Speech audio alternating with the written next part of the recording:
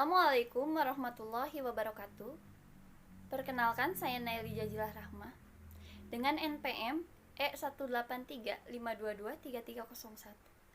Di sini saya akan memenuhi salah satu tugas mata kuliah Administrasi Keuangan dan akan mempresentasikan mengenai hutang negara.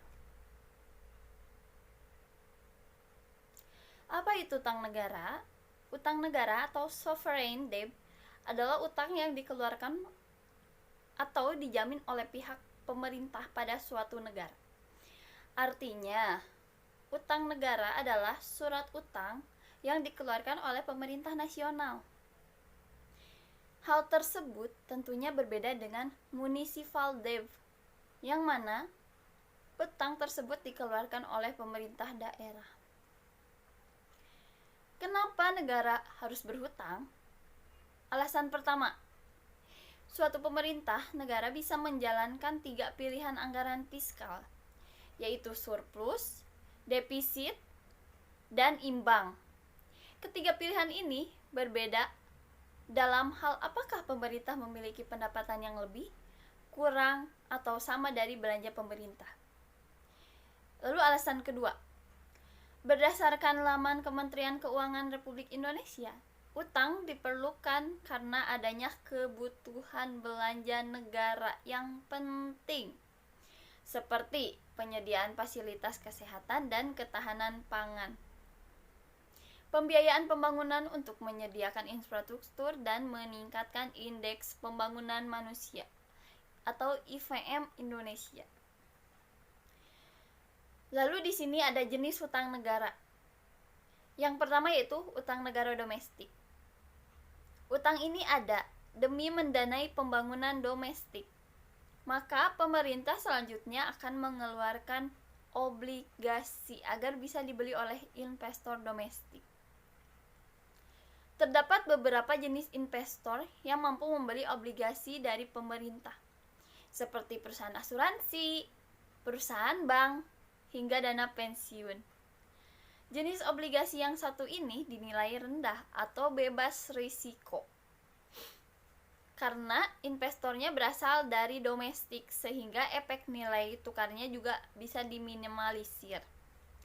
Ketika dalam kondisi kritis ekonomi, beberapa negara bisa meningkatkan pajak atau mencetak uang yang lebih banyak agar bisa membayar kembali pinjamannya. Walaupun pilihan terakhir ini memiliki resiko untuk meningkatkan inflasi.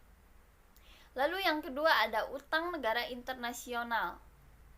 Utang internasional adalah bagian utang dari suatu negara yang mana pembeli dari surat utang tersebut adalah pihak investor dari luar negeri.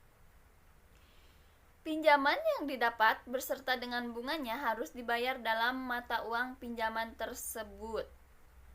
Untuk bisa memperoleh mata uang yang diperlukan untuk membayar kembali pinjaman yang sudah diberikan, maka pihak pemerintah bisa menjual ataupun mengekspor barang ke negara pemberi pinjaman utang tersebut. Atau bisa juga mengubah pendapatannya menjadi nilai mata uang negara pemberi pinjaman tersebut. Krisis utang bisa saja timbul pada suatu negara dengan kondisi ekonomi yang lemah dan sudah tidak mampu lagi membayar utang luar negerinya.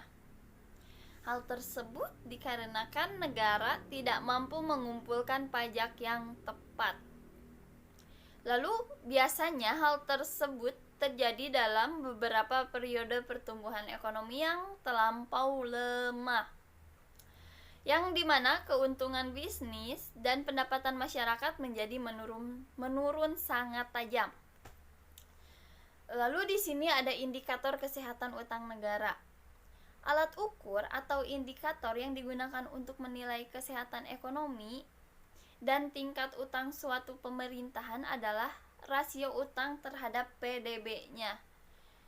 Nilai rasio utang yang tinggi terhadap PDB berarti menunjukkan bahwa negara tersebut berisiko gagal untuk membayar utangnya.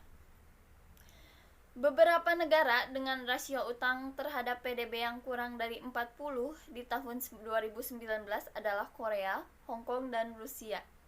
Sedangkan Yunani dan Italia adalah negara yang mempunyai rasio utang terhadap PDB-nya lebih dari 100%. Demikian penjelasan yang lengkap tentang utang negara dan berbagai hal yang berkaitan di dalamnya. Pembahasan ini sangat penting untuk dipahami, mengingat utang negara pun bisa berimbas pada kegiatan bisnis di dalam suatu negara. Untuk itu, kita harus bisa melakukan manajemen keuangan yang baik pada bisnis kita. Dan disarankan untuk tidak melakukan banyak pinjaman pada bank agar tidak menambah beban perusahaan. Dan beban perusahaan bisa rendah. Demikian presentasi dari saya. Wabillahi taufiq wal hidayah. Wassalamualaikum warahmatullahi wabarakatuh.